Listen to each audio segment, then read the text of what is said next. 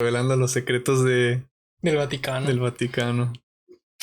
Pues Cristian, traiga preguntas aquí, men. ¿Cómo andas? Bien, existiendo después de una plática ya de 1 hora que no tiene que salir a la luz. ¡A la torre! Men, es demasiado tardado el metro. Sí, la verdad, sí. Los camiones, perdón. Los camiones. Es que como ahora el metro son camiones, Sí, como que para simplificar le llamo metro a todo. sí, porque de hecho cuando me dijiste que el metro llegaba hasta allá, pues yo me confundí porque dije, chis, pero metro ya no hay. Men, según iba a tardar como 6 meses, ¿no? ¿El podcast? ¿O como No, el metro? en arreglar el metro. Pues supuestamente, pero bueno, ya ves que al menos abrieron hasta universidad. Lo demás, pues quién sabe, no sé. Pues cuando lo arreglaron, según yo. Está fino. Lo platicaba con Alexandro, de hecho, no sé si viste que no me acostumbro a ya no verme aquí, men. Sí. Yo me veía aquí, de hecho, me muevo tantito el micro. Yo me veía, ahí está, men. Yo me veía aquí siempre, men. Entonces yo veía al invitado, me veía a mí, me veía fino. Y ahora me tengo que voltear a ver y me tengo que voltear a verte, man. Sí, porque yo me acuerdo que la primera vez ¿Ya empezó? Sí, ya empezó. Ya. La primera vez estaban aquí las computadoras y ahora están acá de este lado. Sí, man, ahora Sí. podemos hablar directamente. Ahora es más incómodo, man. Sí, porque Men, cuando venían, digo, pues la gente no lo sabe, soy muy introvertido, men, y cuando venían las chicas a mí me protegían las pantallas, men. Yo como que yo me sentía tranquilo, men, de que no, pues no pasa nada, men, aquí están estas 2 pantallas protegiéndome. Y ahora no, men, ahora se invita pero una pues chica. también si te pones a pensarlo ya es como que más conversación, ¿no? O sea, ya es más directo en el... Sí, ¿tú sentías que se sentía incómodo tener una computadora enfrente? No, de hecho, o sea, yo pues, lo sentí bien, lo sentí normal, pero... Se sentía natural. O sea, también tener así de frente a una persona tanto tiempo, sí. Sí, está raro. Sí, Va a ayudar a que dure menos el podcast.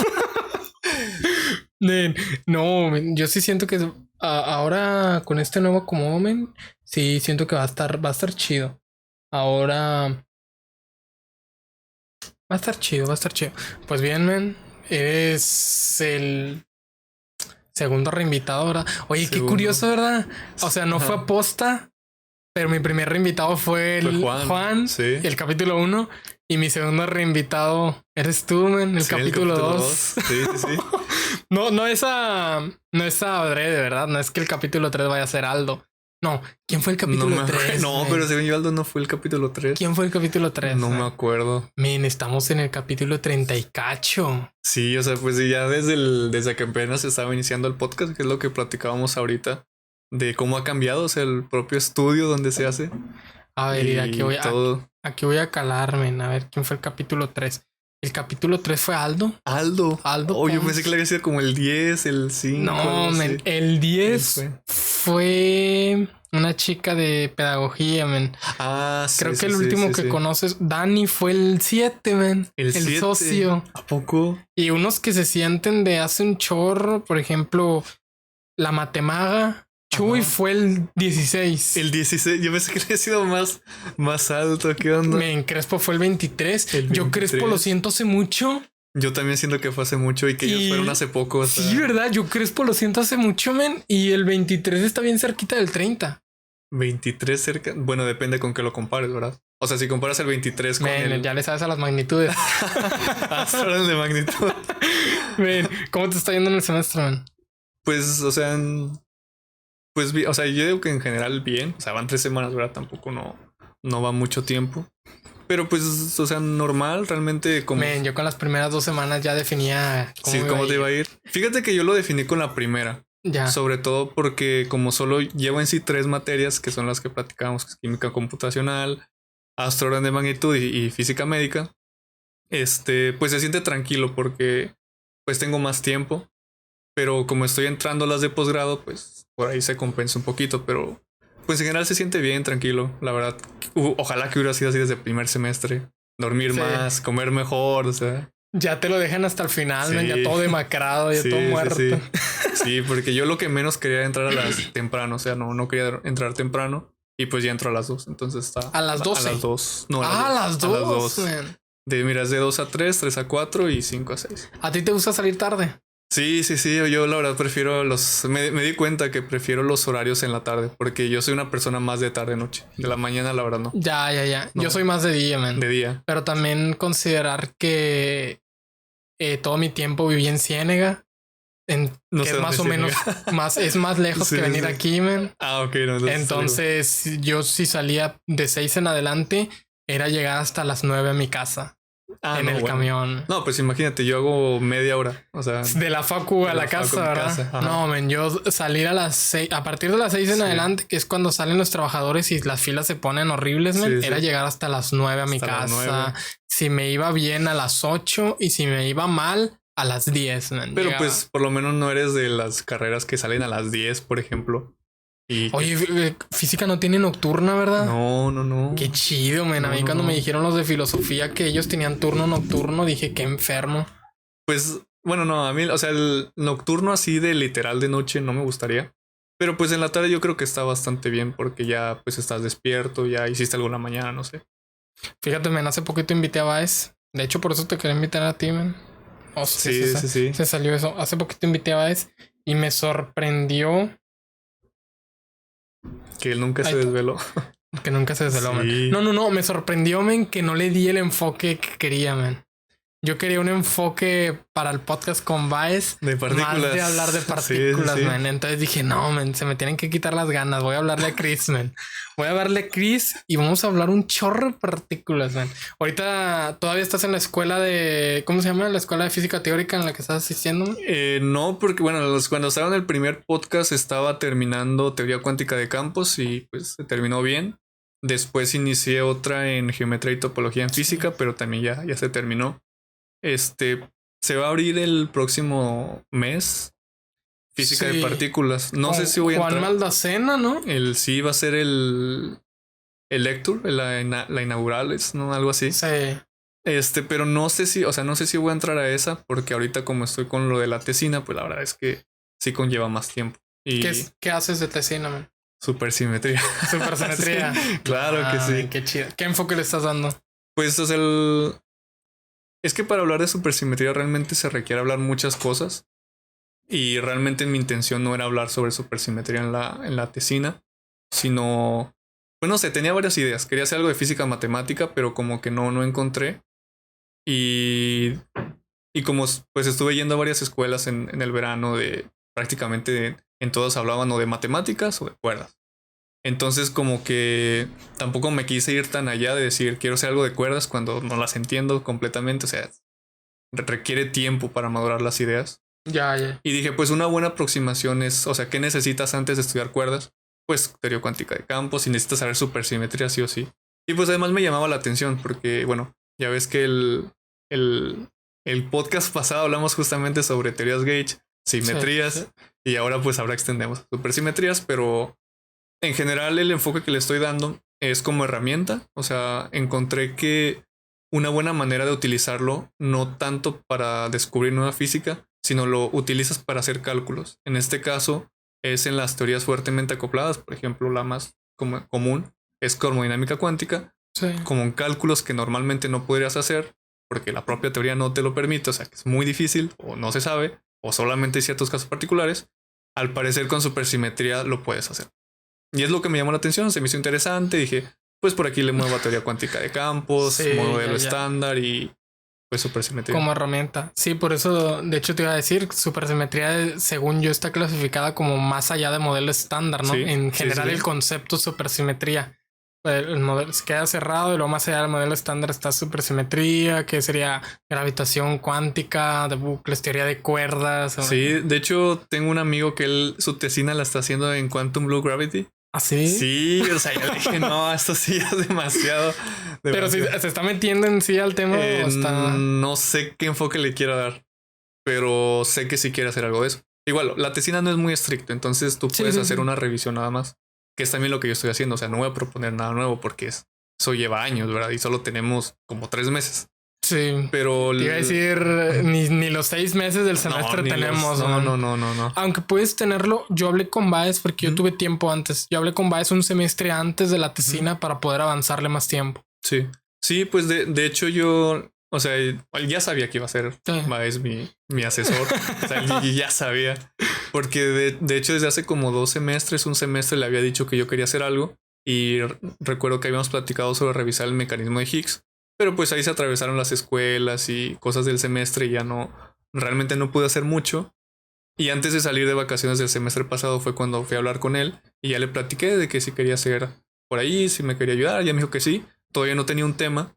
Y no fue hasta como 2-3 semanas antes de entrar al semestre que le propuse la idea, le mandé mensaje por Teams y le dije, no, pues eso es lo que he estado revisando, eso es lo que me interesa. Y ya me dijo como que pues, estaba bien.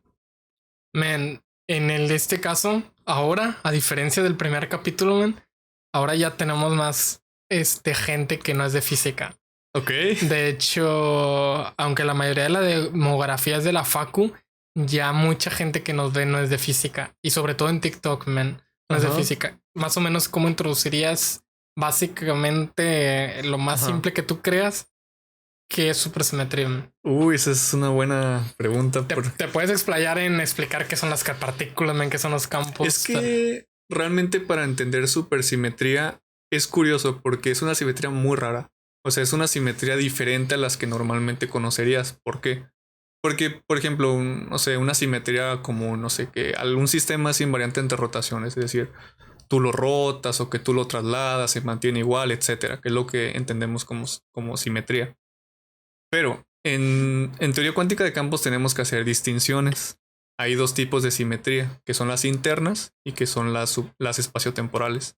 Entonces, obviamente, en una teoría cuántica de campos, tú trabajas con un objeto matemático que se llama campo, que es como una función que permea todo el espacio, etc. Bueno, con sus restricciones. De hecho, matemáticamente sí es una función. Sí, no es una al función final es una función.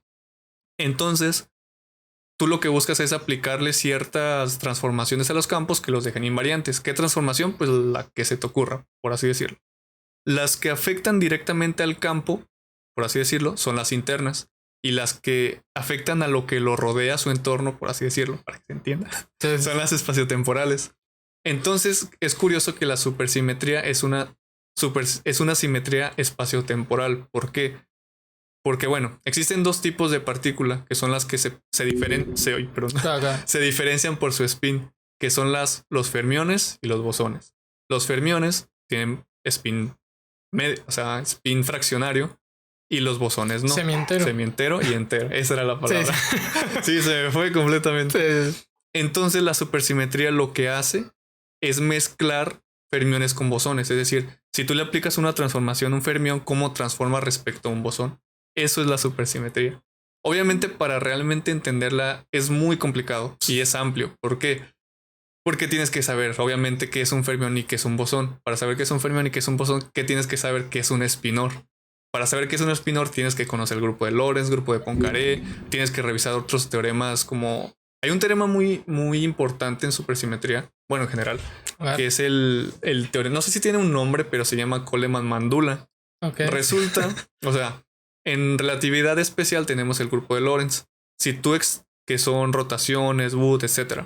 Si tú agregas traslaciones en el espacio, tienes Poincaré. Entonces lo que te dice a grandes rasgos ese teorema es que tú tanto puedes expandir el grupo de Poincaré. O sea, cuando tú estás haciendo cosas de teoría cuántica de campos y matemáticas, etc. Y resulta que no lo puedes hacerlo tanto. O sea, tú tienes el grupo de Poincaré.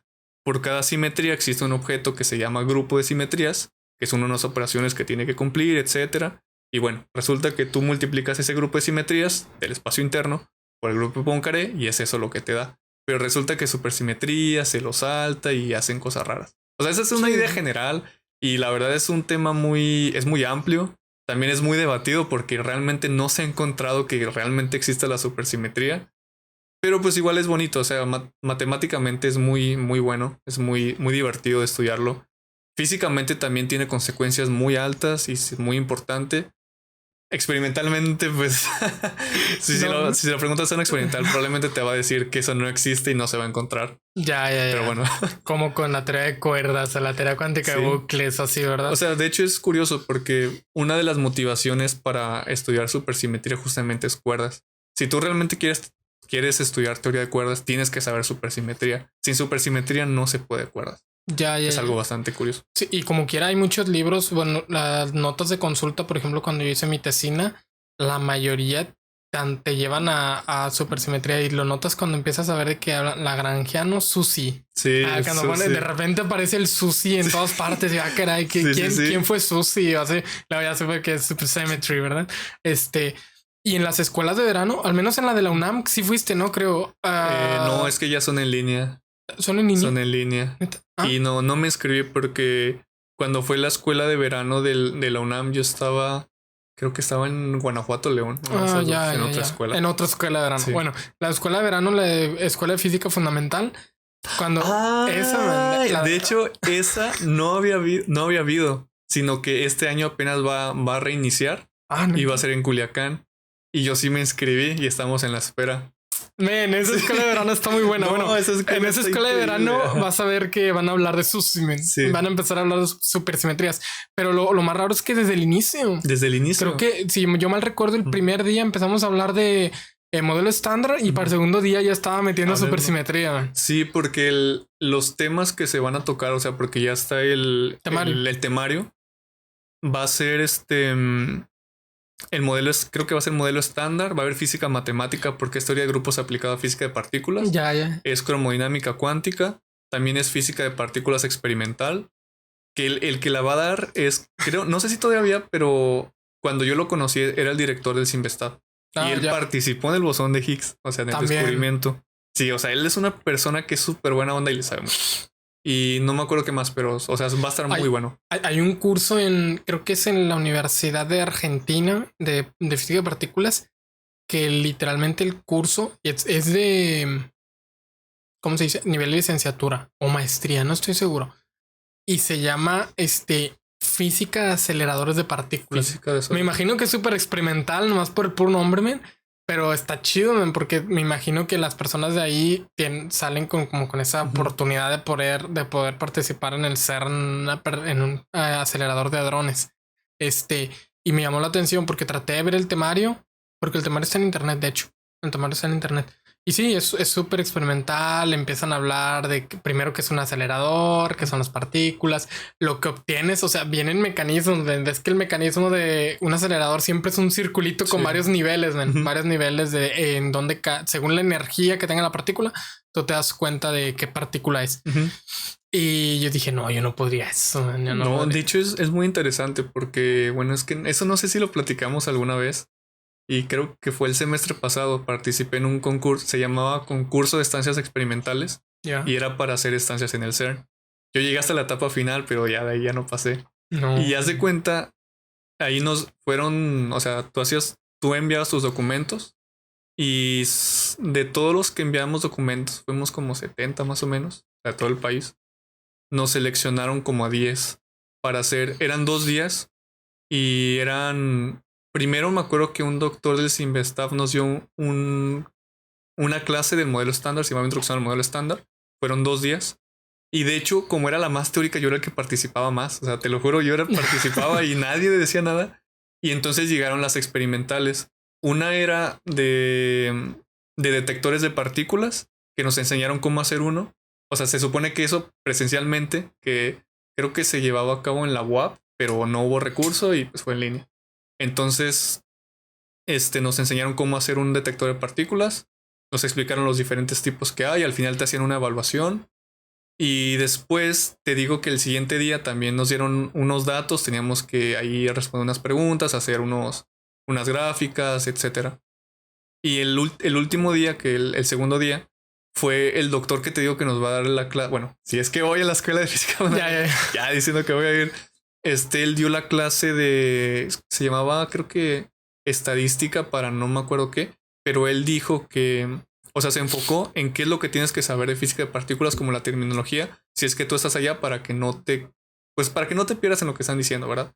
Por ejemplo, te dicen de que, tal energía de tal partícula que tú, tal. Y tú si no sabes qué significa eso, no vas a entender. Entonces él nos habló sobre eso, nos habló sobre su experiencia y fue muy buena onda. Después,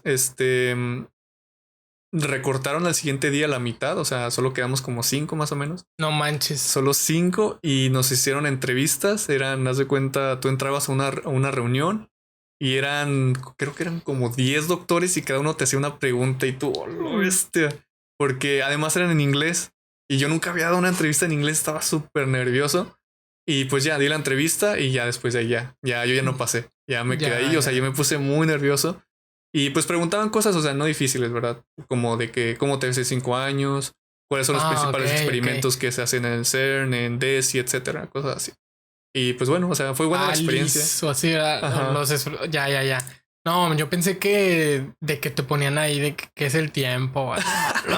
En inglés. Pues, o sea, es que como te digo, como yo o sea, bueno, yo no me considero físico teórico, pero sí me gusta la física teórica y es a lo que me dedico más, por así decirlo. No soy experimental para nada. Entonces sí me preguntaron como de, ok, si a ti te gusta más la parte teórica, ¿por qué te fuiste a la parte experimental? O sea, como que te interesó. Y no sé, o sea, en esos cursos cuando nos explicaron cómo funcionaba la física teórica, yo me acuerdo que me emocioné mucho y realmente valoré más la parte experimental de realmente que un físico teórico esté muy acercado a los experimentales, porque como nos puso un ejemplo el doctor que te digo, de que estaba en unas conferencias, entonces un físico teórico estaba proponiendo el mejor modelo que te imagines, de que un modelo así. ¿Y qué pasó? Como estaba con experimentales, le dijeron, es que los aceleradores de partículas, como tienen estas características, ni siquiera van a detectar lo que tú estás proponiendo, porque no están adaptados para que lo hagan. Y fue donde yo se me puse a pensar como de que, bueno, sí es cierto. Imagínate trabajar toda tu vida en algo que pues no se va a detectar porque simplemente no se puede, o al menos no en lo que tú conoces. Ya. Y como que por un momento sí cayó un poquito mi espíritu teórico y dije como de, oh, no sé. Oye, pero al menos que tengas mucho, bueno, por ejemplo, le pudieron haber dicho lo mismo a Einstein cuando hacía sus experimentos mentales, porque si te fijas, todos sus artículos estuvieron basados como que en experimentos mentales, la relatividad general incluso, hasta que pasó el eclipse de 1900... Uy, ¿cómo se llama ese eclipse? No me acuerdo. En el que detectaron la curvatura de la luz de las estrellas, cómo se veían después de que pasó el sol. Sí, y comprobaron que definitivamente la luz la curva la gravedad, ¿no? Es que sí es como que cuando tú eres físico teórico, a veces como que sí estás al pendiente de, bueno, lo que estoy haciendo realmente es física que alguna vez voy a poder ver. O sea, siempre está la esperanza, pero nunca tiene la certeza. Entonces te digo que en ese momento yo como que sí me apagué un poco de que física teórica, como que, no sé, la verdad, como que cambió mi visión. Después regresé a los cursos de física teórica y otra vez ya dije, no, ¿sabes qué? No, la física teórica siempre fue siempre fue buena. Siempre fue buena, sí. Pero pues sí, o sea, como que a veces todos tenemos nuestros momentos de, no sé, como que te replanteas lo que estás haciendo. Ya. No sé si a ti alguna vez te pasó algo así. Yo me replanteé cuando una vez me obsesioné con física de fluidos. Hubo un tiempo en el que me obsesioné mucho con las ecuaciones de Navier-Stokes. Sobre todo, no sé si sea algo, hablé como el dinosaurio, man, el T-Rex de... no sé si sea algo malo o bueno, pero siempre me ha gustado irme a lo difícil. A lo difícil. Antes de saber que me gustaba la física teórica, me decían, la física teórica es más difícil que la experimental. Que es debatible, muy debatible, de hecho. Pero yo dije, bueno, si es más difícil que la experimental, me voy a eso. Entonces, yo recuerdo que en una clase nos dijeron que la mecánica de fluidos era muy difícil a niveles de cosmología, porque si has visto que los modelos cosmológicos se basan en fluidos, ¿sí? Presión, densidad, flujo. O sea, los modelos cosmológicos se manejan con mecánica de fluidos. Entonces me obsesioné con el problema más difícil de mecánica de fluidos. Con las ecuaciones de Navier-Stokes. O sea, son ecuaciones que ni siquiera se sabe si tienen solución exacta. Sí, tan difíciles. Entonces fue como que a la torre. Me iba todos los días a Santa Lucía, al generador de olas. Ahora no está encendido nunca, pero no sé si alguna vez lo llegaste a ver, el generador de olas encendido. Creo que no. Bueno, subía y bajaba y movía el agua, me quedaba viéndolo, un chorro de tiempo con una libretita en mis piernas, escribiendo, tratando de resolver las ecuaciones diferentes. Solo había llevado ecuaciones 1, imagínate. Ya quería resolver las ecuaciones más difíciles. Ni siquiera había acabado mi curso de ecuaciones, y veía las olas, y siempre me imaginaba un punto de arena lanzándolo a un agua tan turbia como esa y encontrar una ecuación de movimiento que describe exactamente cómo se mueve. Lo que tú estabas haciendo es como que viendo las olas a ver si el chispazo de magia como que te planteaba la solución en la Sí, mente. y ese era mi problema de todos los días. Llegaba a las olas, man, y un punto de arena lo lanzaba al agua en ese momento de turbio, ¿se escucha? De turbulencia. Turbio. Muy turbia la turbulencia. De turbulencia, man, y decir, ¿cómo se mueve ese grano de arena? ¿Qué puedo considerar para darme cuenta? O sea, ¿cómo le puedo sacar la vuelta a las ecuaciones de Navier-Stokes metiendo ahí gravedad, no sé, algo? Y nunca llegué a nada, man. Hasta el punto que me rendí. Creo que es el único problema que me rendí. Sí, de hecho, o sea, nosotros nos dimos cuenta de lo difíciles que son. Yo realmente nunca las había tratado, pero en física computacional que llevé el año pasado, ya ves que, o sea, el PIA es resolverlas numéricamente. Y simular algo. Nosotros, mi equipo y yo, simulamos el tránsito de una, ¿qué era? Era como o sea, estamos modelando como una vena. Y prácticamente era pues resolver las ecuaciones de Navier-Stokes y ya definimos qué entendemos por una vena, nuestro modelo, cómo es la sangre, qué es viscosa, no viscosa, etcétera, etcétera. Y pues fue la primera vez que realmente yo las conocí. Dije, esto analíticamente, híjole, ni siquiera me lo imagino. O sea, no. Muy difícil. No, sí, esa es una de las veces que me replanteé y me salí, ¿verdad? Me salí de la física de fluidos, la abandoné por completo. Incluso hacía simplificaciones para tratar de resolverlas. Hubo un punto que simplifiqué tanto, men, que llegué a la ecuación de caída libre normal, men, imagínate. Yo dije, chis, ya la resolví. Y dije, esta ecuación me parece muy parecida, man. Y era de que un medio de la gravedad por tiempo cuadrado, man. Imagínate, todo fue el oscilador armónico. Sí. No, incluso traté de meterlos a modelos de oscilación, man, en donde en una capa, porque para tratar de resolver las ecuaciones de Navier-Stokes, man, primero lo intenté en 3D, supe que era un suicidio por completo. ¿Sí? O sea, si en 2D es un desastre, me metí a 3D, luego entonces lo intenté en una placa cuadrada, una placa cuadrada 2D, en donde un fluido se mueve tan delgado del fluido de agua que no tiene volumen. Y igual, man, un desastre. Luego lo hice a un D, man, a una agua que se movía de un lado a otro en forma oscilador, man. Y esa solución creo que ya está hecha de hace muchos años, man, en un D, en una dimensión, un fluido que oscila o que se mueve así. Porque no tiene mucho chiste, ¿verdad? Creo que las tuberías incluso se utilizan en esos mecanismos. Pues sí, o sea, podría ser. Sí, en las tuberías. Y fue donde dije, no, me voy a ir a otra rama. Ya me gustaba la física de partículas, man. Pero la física de partículas nunca lo he dudado. ¿Sabes lo que sí he pasado? Cuando estaba buscando, yo empecé a buscar maestrías en cuarto semestre. Ok. En cuarto semestre empecé a buscar maestrías y me generaba mucha confusión. Justo lo que ahorita me dijiste de física teórica. ¿Por qué en una misma facultad, por ejemplo en Ginebra o en España, había una maestría en física teórica y una maestría en física de partículas? Y yo decía, ¿la física de partículas no es teórica? ¿O por qué hay dos maestrías? Porque hay dos maestrías. Sí es cierto, porque también depende de qué enfoque le des. Porque sí es cierto que un físico teórico de partículas y un físico experimental de partículas, o sea, en general, no sé si decir que saben lo mismo o lo saben diferente, porque cada uno lo utiliza a la manera en la que lo necesita. Por ejemplo, no sé, tú dices un físico teórico de partículas, que es una partícula, la excitación de un campo. Un físico teórico, un físico experimental de partículas te va a decir, o sea, ¿cómo que es una excitación? Yo es lo que estoy midiendo y está aquí en este dato. O sea, es diferente, ¿verdad? Al final está representando lo mismo, pero como por así decirlo, depende mucho de la interpretación que tú le des de acuerdo a lo que tú conoces. Y es lo que sí causa ruido, porque pues sí hay una cierta riña en cuanto a experimentales y teóricos. Por ejemplo, los teóricos proponen modelos, los experimentales te pueden decir es que esto no tiene nada que ver. Un teórico te va a decir es que sí, porque mira esto y pues bueno, o sea, la verdad es que es difícil. De hecho, en Entropy Journal, es una revista de ciencia, hay bastante, hay, no sé cuál sea el enfoque de la revista, no estoy muy seguro que lo recuerde, pero ahí van muchos teóricos, man. Hay muchos modelos teóricos en Entropy Journal. No es como que demeritando a la revista, ¿verdad? De que meten pura raza que no comprueba nada, pero hay mucho modelo teórico. Y ahí yo cuando empecé a analizar revistas y todo, no sé si tú ya lo has notado, empecé a ver la diferencia incluso en la cuántica, man. Y creo que lo dije en mi curso al que fuiste, si mal no recuerdo, pero no sé si llegaste a ir a las primeras clases. Y que yo empecé a notar que en la investigación es muy diferente la mecánica cuántica, la física de partículas y la física teórica.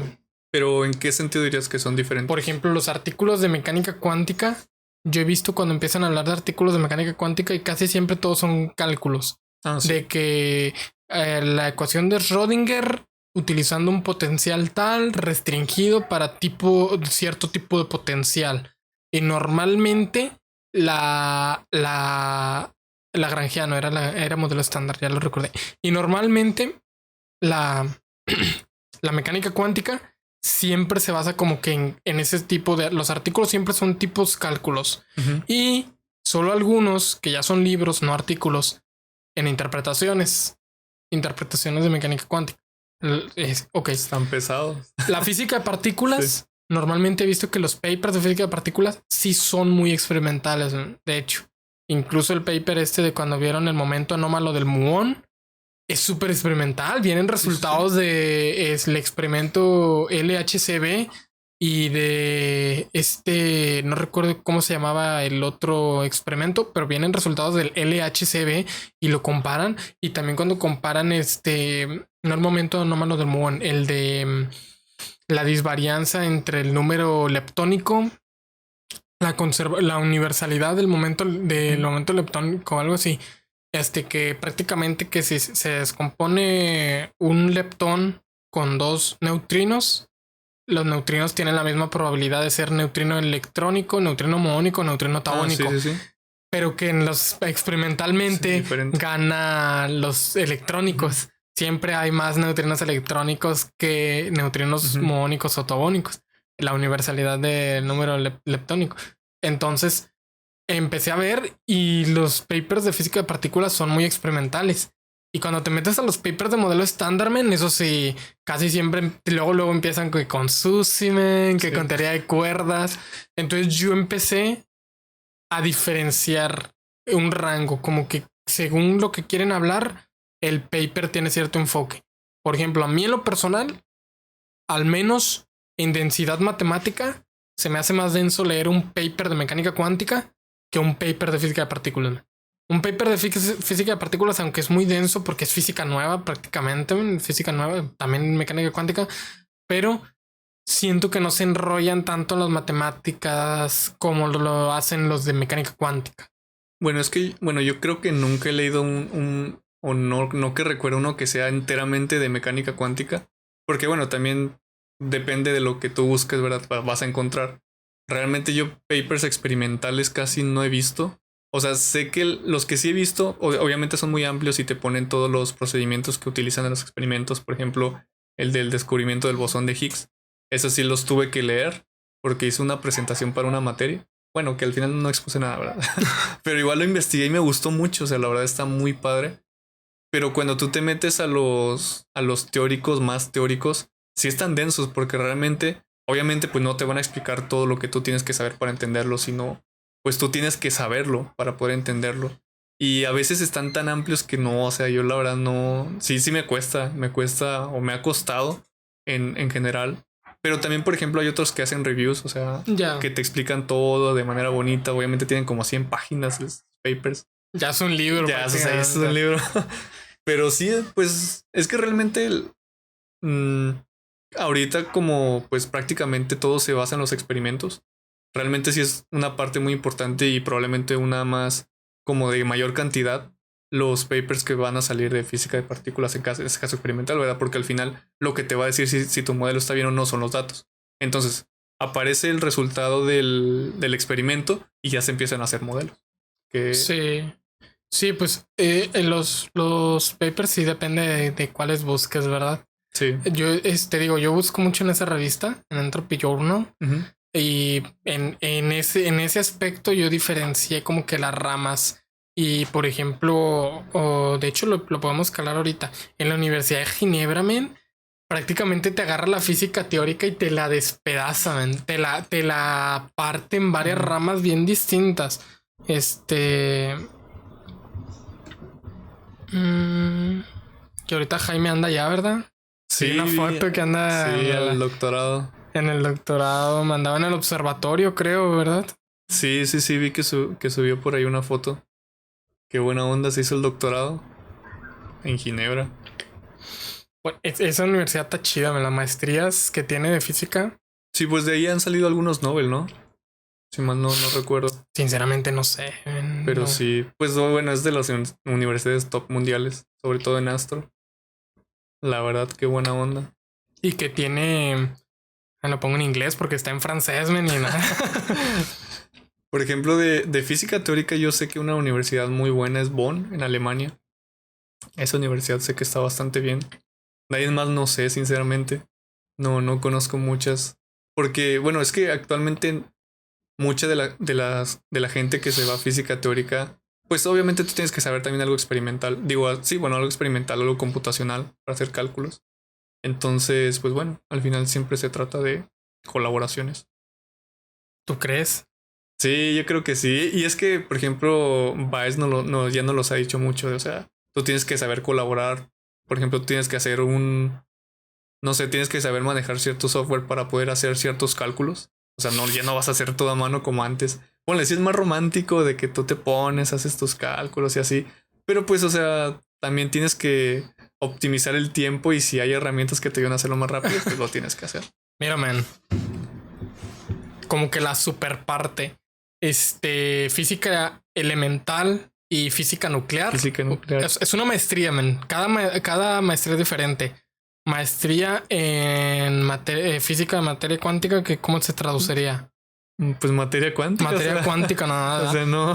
Física teórica. Física teórica. Física aplicada, que esa sí es como que la desterrada.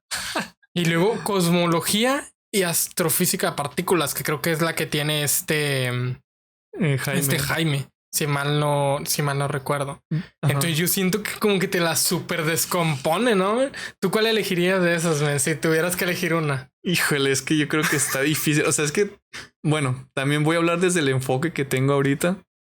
Yo creo que elegiría física teórica. O sea, la verdad, sí, la física teórica me gusta muchísimo de que hacer modelos, ver los experimentos, interpretarlos y hacer tus modelos que tal vez tú digas, ok, tal vez no es algo que se esté viendo actualmente en los experimentos, pero tú vas a proponerlo. O sea, eso la verdad se me haría muy bueno. Pero también, por ejemplo, la física nuclear y la física de partículas propiamente, también me gusta mucho. La verdad es muy bonita, está muy padre, tiene muchísimas aplicaciones en muchas cosas y por eso te puedes mover en varias ramas, cosa que también se me hace buena.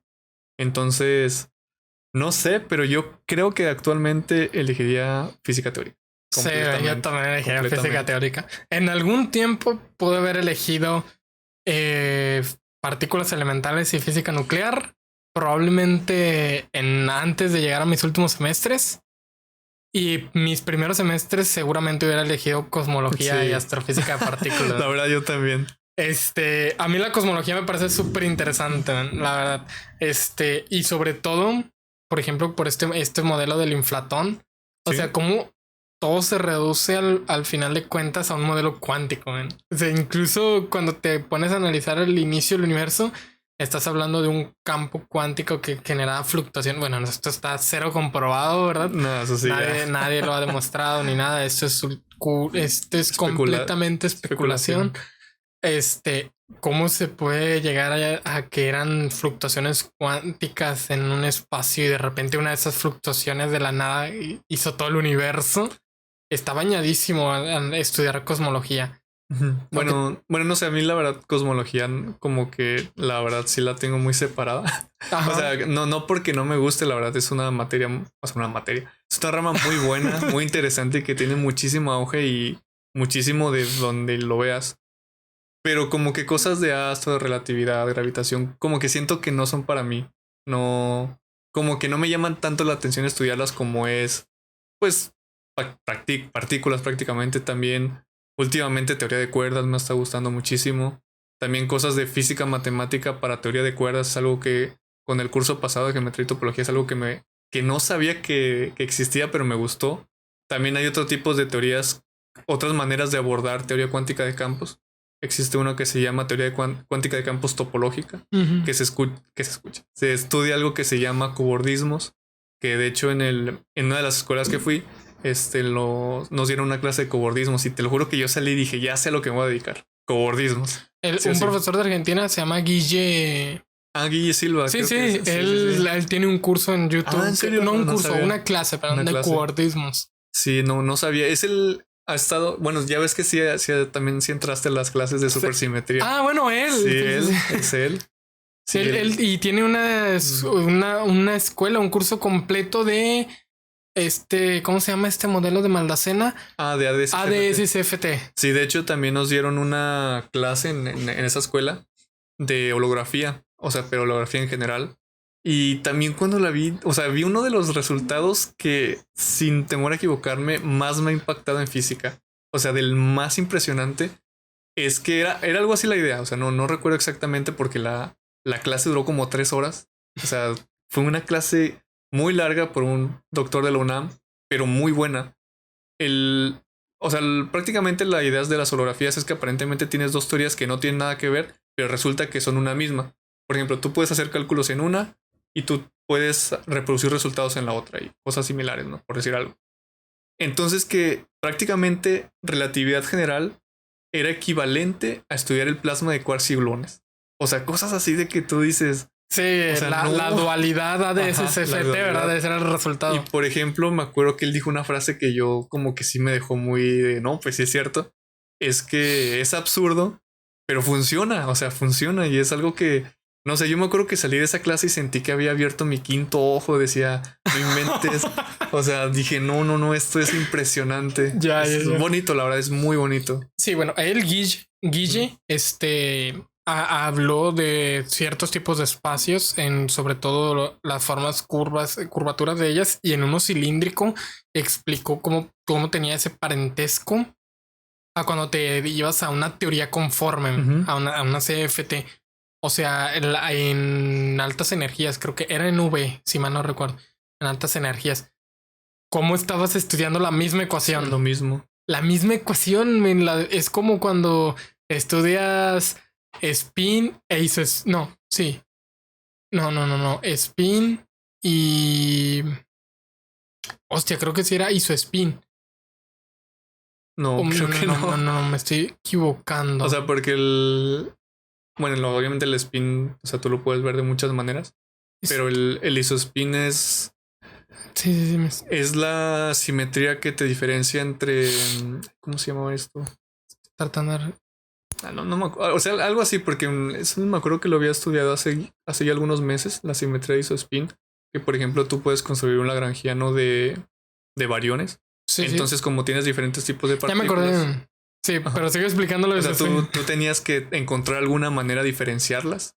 Y esa manera de diferenciarlas se podía traducir de alguna manera en el isospin. Por ahí va. Sí. O sea, por ahí van las ideas. Sí, no, a lo que me refería es como cuando estudias spin y teoría de momento angular. Ah, ya. Que es exactamente lo mismo, es calcado. Entonces, yo dije, es prácticamente esto en lo que estás viendo en el ADS-CFT que encontró Maldacena. Que cuando hablé con la neurocientífica no supe cómo se llamaba, ¿José Maldacena o Luis Maldacena? Ajá. Luis, ¿verdad? No. ¿Cómo se llama? ¿Juan Maldacena? Sí, Juan Maldacena. No, Luis Maldacena. Yo tampoco le supe decir el nombre a ella, man. Pues es que, oye, sí es cierto, porque siempre que lo mencionan dicen Maldacena. Maldacena. Nunca. Oh, sí es cierto. Hasta a mí se me fue el nombre. Dije, sí es cierto cómo era. Sí. Y sobre todo de ¿Qué te estaba diciendo antes de esto, man? De las dualidades, por ejemplo, del spin, momento angular. Estaba hablando de cosmología, man. Sí. De cosmología. A mí lo que no me gusta de cosmología, man, es que es muy lento. Respecto al aprenderlo. Lo primero de cosmología es súper aburrido. Y lo primero, o sea, para entrar a las ramas de cosmología, lo primerito, men, es súper... A mí en lo personal, Bueno, pero es que también... Luego llega la funa. Pero... Sí. En TikTok hay funa. Sí. O sea, pero es que también depende qué enfoque le quieras dar a cosmología, ¿no? Si quieres un enfoque observacional o teórico. Teórico no estoy seguro que se haga, sinceramente. Solo conozco el observacional que se hace a partir de datos. Es que como quieras, si te vas en lo teórico, man, lo primero que empiezan a analizar es lo de la teoría del modelo de Hubble, man, la constante de Hubble. Sí. Y a mí eso se me hace súper tedioso, man, empezar a hablar del efecto Doppler y del enrojecimiento. Sí, es cierto. No, man, a mí hablarme de esos temas no sé por qué se me hacen muy lentos. Y estas ¿cómo se llaman las ecuaciones de continuidad? No. Es uno de los primeros modelos que tú haces del universo. ¿Cómo le llamaban? Se me fue el nombre. Con las ecuaciones que tienen una letra A y una letra hasta H. me acuerdo, es que no me acuerdo, pero es que lo que sí es que Alejandro, cuando inició su curso de cosmología el semestre pasado, las derivó como en una clase, 2 clases. Sí son las ecuaciones de continuidad, ¿no? O sea, es que tienen otro nombre. A ver. Pero porque te digo que también en esta escuela que fui hubo dos clases tres clases de cosmología. Y me acuerdo que justamente empezamos por eso. La verdad, el doctor, no me acuerdo cómo se llamaba, pero era muy bueno. Él se dedicaba a cosas Ley de Hubble de Metri, ¿no? Algo así, pero había unas ecuaciones de Friedman Robinson, algo así. Friedman Robinson Walker. Ajá, esa, o sea que había unas ecuaciones que eran las que inicialmente tú puedes utilizar para describir tu universo y que son las que los observacionales lo utilizan para modelarlo. Sí, que la hicieron en tu charla científico, sí, está bien largo el nombre, ¿verdad? Las ecuaciones de Friedman Robinson Walker, ¿no? Sí. Sí, ya sé cuál me dices. No, fíjate, a mí se me hace un poquito lento en ese aspecto. Luego, analizar tipo de universos, que es prácticamente las proporciones que tiene el universo, a mí no me atrapa tanto. Sé que es lo que más vende. O sea, yo ahorita si hago un clip diciendo que el universo es 75% materia, energía oscura, 25% materia oscura y el otro 5% materia bariónica y luz. La gente se vuelve loca, man. Pues si te fijas es lo que decía Alexandro en su podcast, que es fácil, o sea, es fácil vender la física, la verdad, porque tiene muchos fenómenos que te pueden atraer aunque no los entiendas de su forma matemática, lo más formal que puedas. Pero pues tú lo puedes vender de una manera intuitiva, por ejemplo, que es un agujero negro, que el universo. Y está padre, o sea, la verdad. Pues también muchos divulgadores científicos también por eso son muy buenos, porque saben explicar esas cosas. Como tratar de vender algo, man. Yo ahorita estoy haciendo una charla, porque me compraron una charla, man. Una preparatoria. Ok, ¿de qué vas a hablar? Eso es spoiler. Pero uno de los temas en los que va a haber la charla, man, es la nada. ¿Qué es la nada? La nada al navega. Está chido, man, porque, nada, por ejemplo, ¿tú qué definirías como la nada, man? Es que, a ver, o sea, creo que el punto para abordar la nada lo puedes hacer desde distintas perspectivas. Ajá. Por ejemplo, no sé, imagino que de los de filosofía deben de tener una concepción de qué es la nada. Sí. No sé, tú podrías decir de que, pues, la ausencia del todo. O sea, eso, por decir algo. Sí, desde el punto de vista de física, tú dices, ¿qué es la nada? Bueno, eso es complicado porque tú dices, ok, te vas al vacío, pero resulta que hay fluctuaciones, etcétera. Entonces, ¿realmente existe la nada en el vacío, por así decirlo? Okay. No sé, o sea, es complicado, realmente no te sabría dar una definición, pero pues no sé. Yo leyendo un libro de filosofía científica, man, encontré varias definiciones de nada. Primero la nada newtoniana, man. Okay. Que la nada newtoniana, que es como que antes de partículas, era agarrar este espacio y quitar todo. Saca todo, man, imaginariamente saca todo. Y en ese tiempo no estaba la mecánica cuántica, entonces era una nada imaginaria. Okay. O sea, como la malla que nos enrolla en el espacio. Una nada, man. Es una nada. La ausencia, ausencia de todo. Ahí está el detalle, man. Porque la nada filosófica no es nada, man. La nada filosófica no puedes definirla como la ausencia de todo porque entonces le estás dando una definición a la nada. O sea, imagínate un conjunto, man. Un conjunto. Estás dando un conjunto. Sí. Hablando de teoría de conjuntos, man. Estás dando un conjunto. Deja reinicio la cámara antes de que me vaya a emocionar y... explicando la nada y resulta que no se grabó. Que no se grabó. Man, tienes un conjunto y luego es todo. Imagínate que ese conjunto es todo. Okay. Man. Un conjunto, tres conjuntos. Sacas todo, man. Estás definiendo la nada a partir de un conjunto. Entonces le estás dando una definición, man. Y en la filosofía no puedes darle una definición a la nada. Bueno, es que fíjate que creo que ya entendí el punto y ya entendí como ¿cómo decirlo? La justificación. La justificación de esa ausencia de todo es porque yo estoy entendiendo la nada como algo físico. O sea, algo de que tú dices, tú tienes esto, que es lo como dices en la nada newtoniana. O sea, tú tienes esto, le quitas todo, entonces ya no hay nada. Ajá. Entonces eso es la nada. Pero la nada en un sentido más extenso de no solamente una región o algo así, sino literalmente la nada, pues, o sea, no es nada. Ni siquiera se puede pensar. O sea, no puede. De hecho, justamente en mi charla estoy preparando el decir de que, o sea, trata de pensar la nada Y eso ya no es nada porque Ya no lo es estás nada. pensando, men. O sea, lo que estás pensando ya no es la nada. Entonces, ¿la nada existe o no existe? Pues no puede existir, men. ¿Y por qué estamos hablando de la nada entonces? O sea, Bueno, filosóficamente no puede existir la nada, man. mira, si algún día traes a un filósofo que te hable de la nada. Sí, Pero he traído un filósofo, man, pero sí, no hemos cierto, hablado no de la hablas nada. Y es mi segundo reinvitado, Sí, man. es Eres cierto. el tercero. Sí, es cierto. Es mi segundo reinvitado. Sí, he traído un filósofo. Nuestro podcast duró 4 Sí, sí, horas, sí. de hecho. Sí, me acuerdo. O sea, vi una parte, la verdad, no. Sí, recuerdo duró completo. 4 horas el podcast y hablamos casi todo de inteligencias artificiales, man, Sí, y sí, tecnología. Estuvo muy chido, la verdad. Pásense a ver el de Eladio, man. Está muy bueno. Y luego está la nada cuántica, que es la que me Ajá. hablaste tú, man, que es una Es el nada vacío. que es el vacío, prácticamente, que no está tan vacío, pero por el principio de incertidumbre de Heisenberg, pues se entiende que ahí hay algo Ujú. por pequeñas energías, por la Y es que fluctuación. literalmente no puede haber nada. Sí, no. Cosa más, o sea, como físicamente no puede Sí, haber nada. en el vacío no Ujú. puede haber Así nada. es. El vacío no puede estar vacío. Ajá, el vacío no puede estar vacío. Que está curioso porque ahí puedes hacer las uniones de física estadística del por qué no se puede llegar al 0 Kelvin, man. Está bien chido, sí, man. de hecho sí. Sí, Y- es cierto. Y luego metí una nada, man, astronómica, man. ¿Qué Ok. es lo que está en la singularidad del agujero negro, man? Pero, o sea, a ver, bueno, a ver, Está desarrolla curioso. la idea. Ajá. Vamos A ver, desarrollando la desarrolla idea, man. Porque al entrar a un agujero negro, mediante en la singularidad de un agujero negro, man, donde nosotros perdemos toda la concepción de la física, ahí ya no entendemos nosotros la física. Por el modelo de Stephen Hawking de la temperatura de agujeros negros, toda la información que hay, para que no se pierda la información, se va a la superficie Ujú. como sombra del agujero negro en el horizonte de eventos, que luego se va evaporando. Entonces, dentro del agujero negro nunca hay nada. Nunca hay nada. Eso es una nada. Y es una nada muy pura, porque ni siquiera hay física. No sabemos qué física funciona ahí.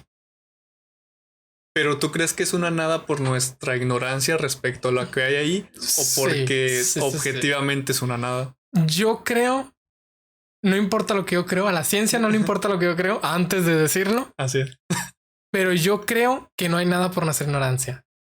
O sea, yo también la verdad creo eso.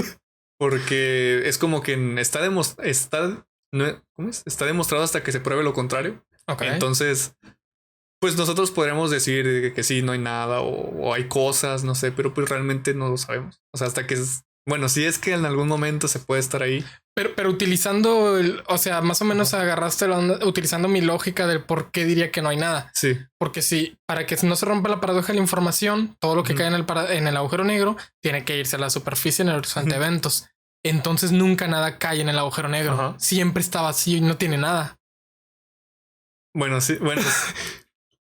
Bueno, es que eso sí, o sea, sí es cierto por la información. Porque en el momento en el que Ajá. colapsa una estrella, o sea, la estrella empieza llega a sus últimas divisiones de átomos, man, ya empieza a convertir en hierro, se Ujú. empieza a hacer súper pesada. Y si no se convierte en una supernova tipo 2A, creo, 2A, si mal no recuerdo, se convierte en un agujero negro. En ese momento en el que colapsa en agujero negro, se supone que toda la estrella se fue a la superficie para que se Sí. empiece a Pues evaporar. de hecho tiene sentido porque realmente, por así decirlo, se pierde la información de la estrella. O sea, solamente te queda el agujero negro. Pero es que no se puede perder la información de la O estrella. sea, se pierde en el sentido de que ya no la puedes identificar Ya. como tal. Sí. Sino solamente queda el agujero negro. Por el teorema de Nopelo. Ajá. Ya solo puedes rastrear Sí. por su Pero masa. realmente no puedes saber qué. O sea, no, realmente no estás seguro si fue una estrella. Sí. O sea, puede ser, no sé, puede ser otra cosa. No tengo idea. O sea, no sé. Bueno, ¿tú consideras que esa nada esté al nivel de las otras nadas, man? ¿Esa nada de agujeros negros? ¿O la notas como más salida? O sea, yo creo que es buena definición. Yo creo que habría que discutirla más, pero de momento no tendría argumentos, porque la verdad, pues no sé. Pero Sí. yo creo que es buena, o sea, es buena nada. Sí, Al menos física, o sea, nada. Bueno, no sé si también tengo otras implicaciones, porque obviamente estamos hablando de pérdida de la información y además una ignorancia de nuestra parte y además de que ahí no hay física, que sepamos. Entonces, pues podría ser una buena nada. Yo estuve desarrollando ¿cómo decir? El argumento lo estuve desarrollando conmigo mismo, platicando Con ChatGPT. esquizofrenia, man. Conmigo Ajá. mismo, man. Y el único detalle que me generaba en el que haya huecos en el universo, porque si es una Sí. nada, hay un hueco tridimensional en el universo, era los campos. Ujú. Que los campos son los que no nos deja que no haya nada, una nada, el vacío, ¿verdad? Técnicamente. Pero si adentro no conocemos física y si adentro rompiera las leyes de la física, ¿qué nos dice que adentro también haya campos? Adentro de un agujero negro. Lo que sí sabemos que hay es un campo espacio-tiempo, supongo. ¿Por qué perdería el Campo, espacio-tiempo, pero... perdón, su campo temporal, sí, espacio-temporal, porque está deformado, man. Según las ecuaciones de campo de Einstein, Ajá.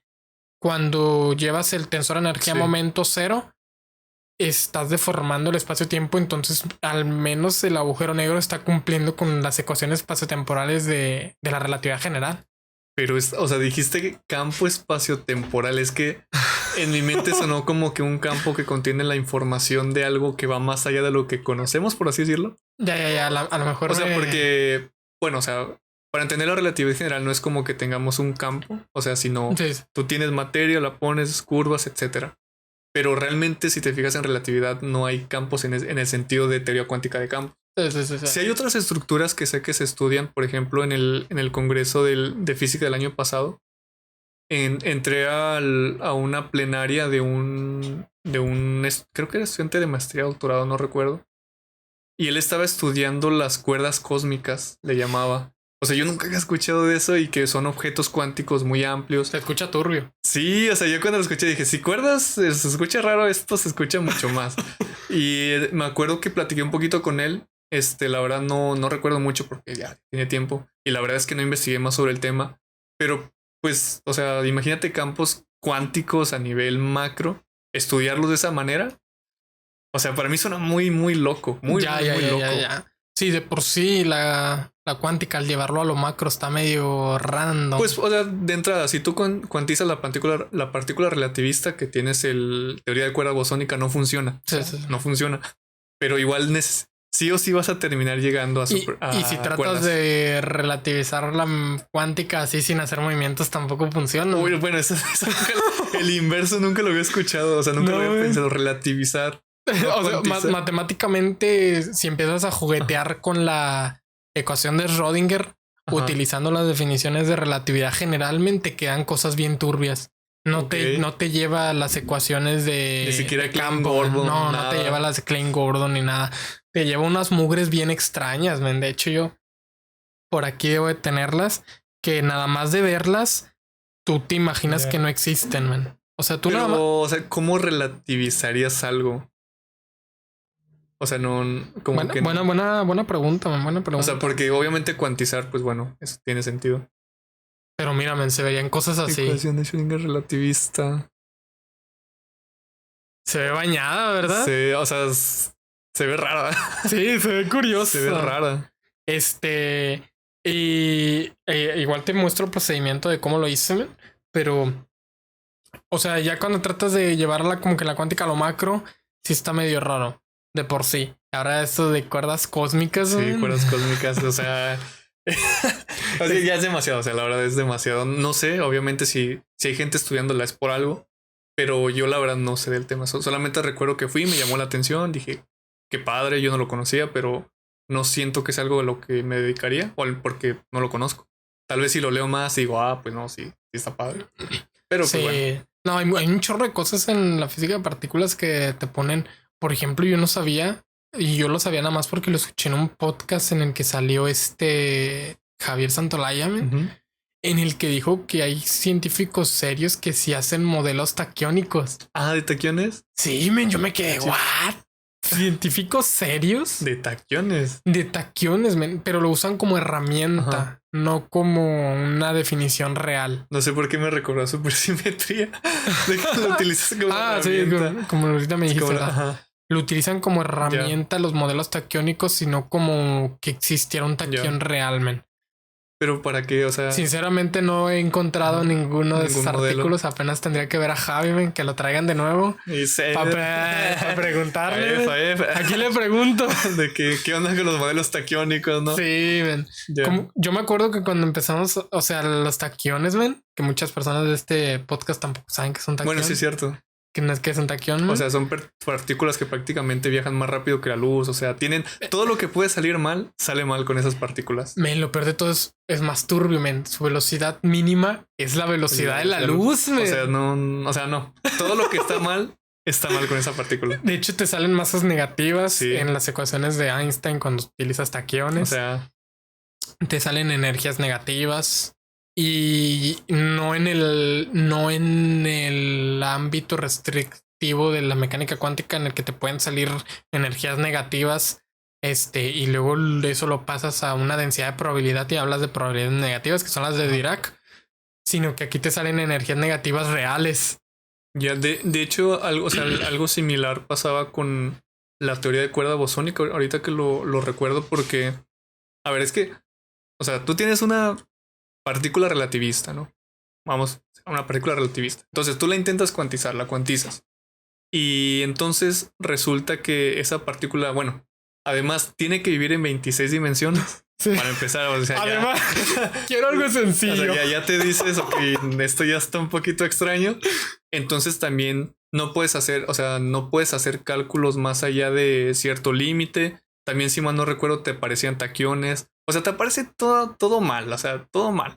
Entonces dices, bueno, antes de mencionar eso, una teoría de cuerdas, a diferencia no, espera, estoy hablando de la teoría de cuerda bosónica, no es una partícula puntual, sino la diferencia de lo que normalmente entenderíamos como gravedad cuántica propiamente. O sea, que esa sí es teoría, no funciona, es no renormalizable, etc. Cuando tú haces tu primera teoría de cuerdas, lo que haces es considerar un objeto extendido que ya no vive sobre lo que se le llama, ¿cómo se llamaba? Trayectoria de mundo, sino ya tienes una superficie de mundo. ¿Tá? Las branas. No, todavía no. No, todavía no. Sino, o sea, a esa superficie donde vive la cuerda le llaman Worldsheet. Ya. Le llamamos superficie de mundo o de universo, algo así. Depende de quién leas. Pero el punto es que ya no es un objeto puntual, sino es un objeto extendido. Entonces ya puede tener diferentes maneras de, por así decirlo, de moverse. Ya puede estar cerrado, puede estar abierto, puede hacer esto, no sé. Y resulta que no funciona. Entonces, cuando tú introduces supersimetría, resulta que todos los problemas que tú tenías se te van y funciona. ¿Cuál es además de 26 dimensiones se te reduce a 11? Cosa que ya dices, ok, bien. O sea, ya mínimo. Ya no son 26. Y entonces ahí es cuando te aparecen las otras teorías de cuerda diferentes, que son por ejemplo, las que has mencionado, las heteróticas. E8 por E8. E8 por E8 también. Hay otra heterótica, ¿verdad? Es sí, no recuerdo. Aquí la E8 por E8 son grupos exóticos. La otra creo que era SO32, si mal no recuerdo. Sí. Y están las tipo 1A. Están la 2. Creo que son 1A y 1B o algo así. O 2A, 2B, no recuerdo. Pero el punto es que son 5 teorías. 1A y 1B. 1A y 1B. La 1, la 1A, 1B. La SO32 y la E8 por E8. Que son las teorías de cuerdas, que ya se le llama propiamente supercuerdas, porque utiliza supersimetría y esas sí funcionan. Sí. Y es curioso porque, o sea, cada una tiene sus particularidades. Las que he visto, bueno, las que me han parecido más interesantes son las heteróticas. Al parecer tienen también sus particularidades porque, de hecho, utilizan, creo que me parece una de las dos y otra más las combinan y la bosónica y sale la teorótica, algo así. Pero está padre porque, por ejemplo, la teoría M, la famosa teoría M, que resulta que lo que te dice es que esas teorías son duales. O sea, que cada una es lo mismo que la otra y en conjunto forman una teoría junta, que son la teoría de cuerda. La teoría M. La teoría M. Ajá. Man, sí, está curioso. Sí recuerdo haber visto que estas dos últimas son las teorías de supercuerdas, ¿verdad? Wimmer, algo así se llama. Sí, pues de hecho fueron de los primeros en estudiarlas. En general, o sea, prácticamente las 5 teorías son supercuerdas. Sí. Y está muy bonito porque hay un seminario del ICTP que dio un estudiante postdoctorado de Harvard que habló justamente sobre supercuerdas. Y mencionó todo, te lo desarrolla muy padre, te habla sobre las dualidades, sobre la teoría M, etc. ¿Sabes qué es lo chido de que en este momento estemos estudiando cuerdas? que es una teoría de 60 años, man. Ah, sí. O sí, sea, sí. que nosotros en este mismo momento estemos estudiando teoría de cuerdas, es que en un futuro, si seguimos trabajando en eso, somos de los primeros estudiantes, En estudiar o sea, cuerdas, sí. la cuántica, ¿cuándo se desarrolló, man? Ah, pues de los 20 más o menos. 1920, pasado, man. algo así. Y en 60 años, man, estuvieron Paul Dirac, Heisenberg, Feynman. O sea, todos. Man, o sea, estamos en ese mismo momento, pero de la teoría de cuerdas. Y prácticamente también le estamos dando el mismo rechazo que la gente le daba a la mecánica cuántica. O sea, sí. Y es que, o sea, como te mencionaba al principio, el problema con cuerdas es que necesitas supersimetría y supersimetría no se ha comprobado. Y además, obviamente, hay mucha gente que le pone espero porque dices que eso ya es muy, ¿cómo le llaman? Esotérico, o sea, ya no es física. Y pues bueno, o sea, cada quien tiene sus. Lo mismo decían de la mecánica cuántica. Solo que el problema es que esto no es tan fácilmente comprobable. Tan fácil. Pero al menos matemáticamente es muy bonito. Por ejemplo, a mí un tema que me gusta mucho y que también me gustaría estudiar en algún momento es compactificaciones. Sí. Por ejemplo, o sea, como tú tienes 11 dimensiones en supercuerdas, entonces tú dices, ok, tengo 4, que son las que sí conocemos. 3 espaciales, una temporal. Hasta ahí todo bien, pero ¿dónde están las otras 6? O sea, tú dices, ok, se supone que están otras 6, pero ¿en qué? O sea, ¿qué es? ¿Una esfera? ¿Un toro? Una, no sé, algo raro? No sé. ¿Qué espacio puede abarcar esas 6 que compata con todas las que están? O sea, con toda la física que reproduzca toda la física que conocemos. Ya. Eso es algo que me gustaría mucho estudiar en algún momento. ¿Cuál era el experimento? O no recuerdo exactamente cuál de esas teorías quería demostrar estos experimentos de los super... Ay, ¿cómo se llaman? Los japoneses donde tratan la detección de neutrinos. Ah, no. ¿Cómo se llama? Mamesco me los mencionó una vez el super común. No. Ah, del detector. ¿Hablas o...? Sí. Ah, no me acuerdo. No, es así, no me acuerdo el nombre, pero sí me acuerdo de haberlo por ahí escuchado, leído. Tiene un nombre bien curioso. Sí. El Super Kamiokande. Ajá, sí. El Super Kamiokande. Sé que empezaba con la K. Sí, yo también. Y yo me acordaba que empezaba con Super. El Super Kamiokande, man. Si mal no recuerdo, quería demostrar el éxito de este laboratorio. Trataba de demostrar una de estas teorías más allá del modelo estándar, ¿no? Pero no recuerdo cuál era exactamente. Eso sí, la verdad, no lo había visto. Es el japonés, sí, es el enorme detector de neutrinos ubicado en Japón.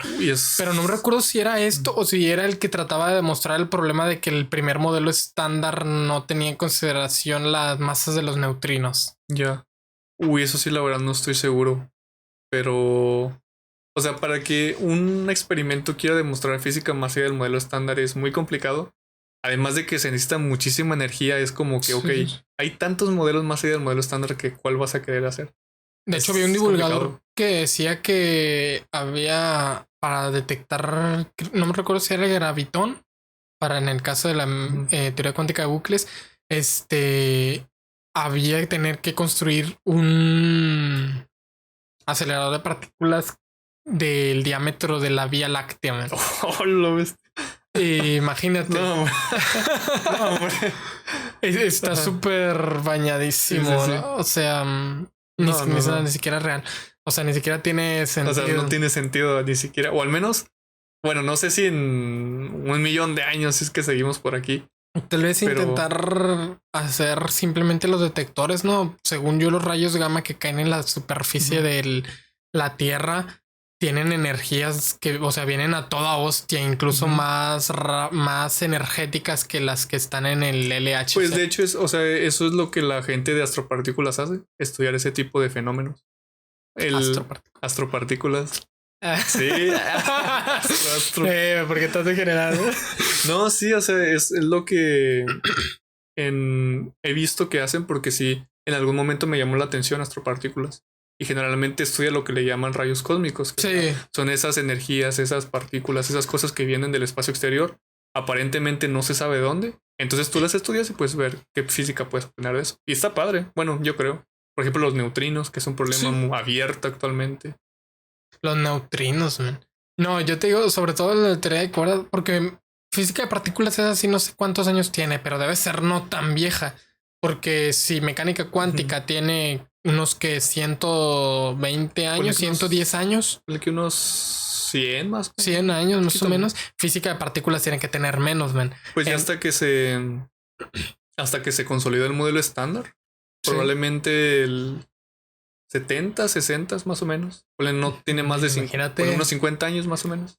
Todavía hay chance de ser los próximos Dirac y Heisenberg. El problema es que ahora en qué. O sea, y Oppenheimer. Bueno, hay muchos problemas abiertos, ¿verdad? Pero sientes como, no sé, se siente como que los problemas de ahora están más difíciles que los de antes, sí. ¿No? Se siente, yo tengo esa sensación de que los problemas de la física actual están más complejos de los de antes, pero al menos yo personalmente siento que tienen mucha limitante experimental. ¿Los de ahora? Sí. Limitante experimental. Yo, o sea, considerándolo con los del pasado, man, que te hacías tu estudio casero en la casa, man. Construías tu radio en tu laboratorio como los Curie. Uy, o sea, es que es complicado porque... Pero no sé, o sea, mi sensación personal es que los problemas de ahora tienen una limitante experimental. Pues es que sí, o sea... bueno, también depende, ¿verdad? ¿Qué problemas quieras abordar? Por ejemplo, si quieres hacer física más allá del modelo estándar, pues sí es un poquito complicado. Aunque sí es cierto que sí con experimentos del LHC sí hay papers, o sea, eso yo sí los he visto real, lo confirmo, sí he visto que experimentales también hacen búsquedas de física más allá del modelo estándar por medio de los datos que te dan de ahí. En física teórica, pues obviamente ahorita es el boom, ¿verdad? O sea, hacer modelos, que el momento anómalo del MON, etcétera, y introducir ese tipo de cosas, pero a comparación del año pasado, del siglo pasado, cuando recién se empezaron a hacer ese tipo de cosas, pues obviamente ellos también tuvieron sus dificultades, ¿verdad? Por ejemplo, el gran descubrimiento del bosón de Higgs fue uno de los hitos más grandes en la física, pero un descubrimiento así que se espera actualmente, pues, o sea, tan vistoso como ese, pues yo creo que ya no, sino que son problemas más puntuales dentro del modelo estándar que realmente ya tienes que saber mucho. Yo digo que sí, porque te digo que en las clases que he tomado de modelo estándar, ahí es cuando te dice de que, mira que estamos esto, aquello, etcétera. Y ya mencionan de que, pero tenemos este problema por aquí. Y dicen, pues ya se puede estudiar y se puede hacer y es un problema abierto. Y tú dices, ok, realmente ya tienes que saber toda una gran cantidad de conocimientos para poder entender el problema que puedes resolver. Y yo siento que antes, pues, no es como que quiera desmeritarlos, pero obviamente, pues ya tú tienes que saber todo el modelo estándar, si no, no. Y antes era más de propuesta, yo te leo, tú me lees, etcétera. Y ahora hay tanta información, hay tantos modelos y hay tantos experimentos que ya no puedes abarcarlo todo. Entonces, pues no sé, o sea, yo siento que no son más difíciles ni más fáciles, sino que cada uno tiene sus dificultades. Pero la manera de abordarlos actualmente, pues tal vez es un poco más complicada, no sé. No sé. O antes eran mejores, no sé. ¿Tú consideras que las personas de unos 100 años, ¿tú consideras que las personas de 1923... para ese tiempo que era lo nuevo, la relatividad especial? La relatividad. ¿Tú crees que las personas de 1923 dijeran, no, men, está bien difícil de cómo demostramos experimentalmente la relatividad general? Yo creo, relatividad tratándote general. De poner en su lugar. ¿Cómo demostramos experimentalmente que el espacio y el tiempo se deforman? ¿Tú crees que ellos lo hayan dicho de esa forma? Yo creo que sí. O sea, yo creo que sí. Obviamente se lo plantearon de alguna manera. Creo que fue en que el eclipse en el 24, algo así, ¿no? ¿O no? No, pues no me acordé ahorita de la fecha. Sí, o sea, pero sí me acuerdo que fue muy inmediatamente, casi después de que se publicó la relatividad general. Pero pues obviamente es como que, ok, tú pones tu teoría, entonces tú pues buscas la manera de comprobarla de alguna manera. Entonces obviamente pues había que poner la prueba.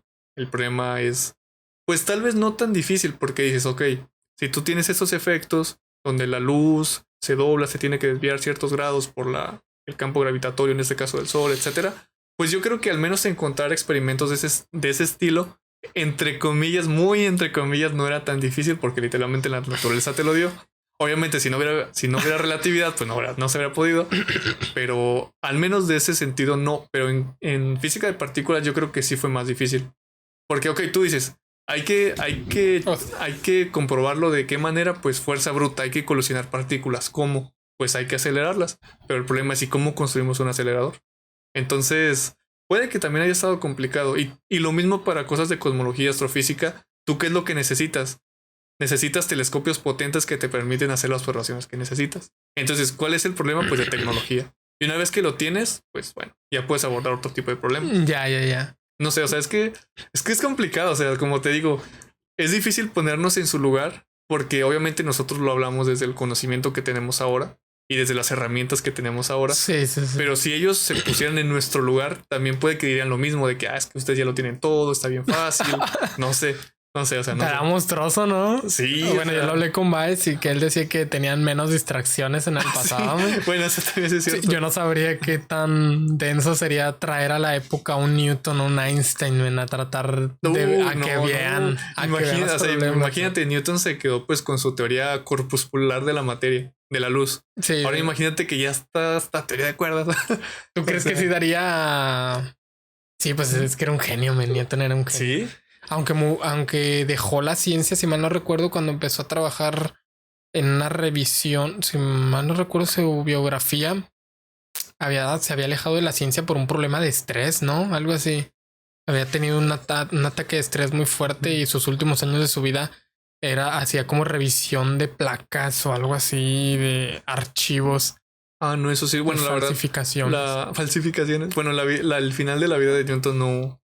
Sí, la verdad, como que ya dejó la ciencia. La ciencia por un ataque de estrés, no recuerdo. Pues sí, hay mucha gente que hace eso, ¿no? O sea, que al final llevas toda tu vida dedicada a la ciencia y al final la dejas. Por alguna razón. Pues era muy sano se estresó y la dejó. Pues, o sea, él podía, ¿verdad? O sea, prácticamente ya había hecho todo. Ya había hecho todo, ya qué más podía hacer. Sí. También eso sí es cierto. No, un boom grande. Ajá. Hoy día, yo creo que es unificar la cuántica y la relatividad, man. ¿Tú crees que realmente se pueda? O sea, más allá de que si se va a hacer o no, ¿tú crees que realmente se pueda unificar? No importa lo que yo creo para la ciencia. Siempre lo digo, man. Siempre. Sí. Pues no sé. Además, porque hago clips. Ok. Para que no sea algo funable. Sí, no importa lo que yo crea, no importa la ciencia. Pero yéndome por mi lado más romántico, me gustaría que existiera una unificación entre la física, la mecánica cuántica y la relatividad. Y yéndome por mi lado más racional, no le veo por qué no, man. No le ves por qué no. No veo por qué no sé por qué no habría una teoría simple que explique los dos fenómenos. O sea, bueno, es que simple, muy entre comillas, porque simple no sería. Bueno, no, o sea, me refiero simple a que en el aspecto de que al mínimo es una teoría y no te tienes que agarrar a golpes con la teoría, la 2, ¿verdad? La física de partículas y la relatividad general. Pues es que de hecho, dentro de teoría de cuerdas, antes de decir eso, una manera de lo que yo he escuchado y he platicado con gente que sabe mucho de matemáticas sobre todo, es que una manera de abordar ese tema, de si se puede unificar o no, es con los teoremas de incompletitud. Dicen es que de Gödel. Es que no se va a poder porque no puede haber una teoría del todo, etcétera. No sé, es una manera de verlo. Yo no tengo argumentos contra eso porque no sé tanto. Pero pues bueno, hay gente que lo argumenta así. Pero lo que te iba a decir es que dentro de teoría de cuerdas hay los que se llaman GUT, que son grupos de gran unificación. Y pues bueno, o sea, yo nunca he visto que lo hayan intentado, o sea, o no sé de qué manera realmente puedas entender que se unificaron. Ponle tal vez, o sea, con teoría de cuerdas, tú tienes, sí, porque es curioso que tú con cuantizar una cuerda, inmediatamente tienes gravedad, te reproduce el gravitón. Eso es algo que es muy llamativo de teoría de cuerdas, o sea, no tienes que hacer nada más que cuantizar la cuerda, vaya, y tienes el gravitón. Entonces tú ya tienes partículas y tú ya tienes gravedad.